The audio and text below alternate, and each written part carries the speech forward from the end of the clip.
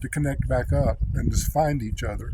So some reactions happen real fast, like an explosion, because they find there's each other really quickly, and then the chemical reaction proceeds. But some things, they have to align, they have to find each other. They're moving through a complex environment, and they have to find each other.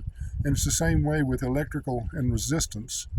Um, Anytime you see resistance in a circuit, you can know that a gravion connection has been made between the electron and the substrate that it's going through.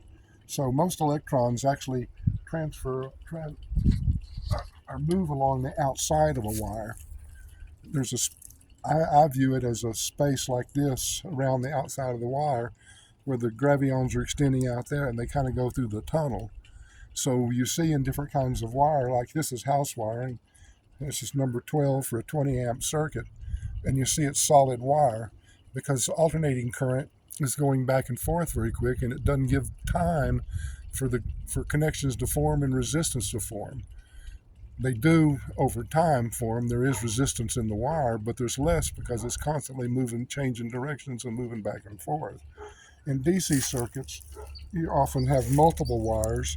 This is for a solar DC wire, and you see there's a whole bunch of them. The more wires you have, the more space you have for those electrons to transfer through that neutral zone, and the less resistance that occurs. And then this is a speaker wire here.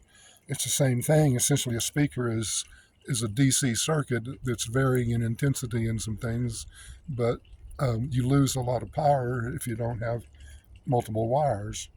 So everything in the whole real world starts first with the connections of gravity, the gravions, and then it proceeds to do whatever thing it's supposed to do. Okay, that's it.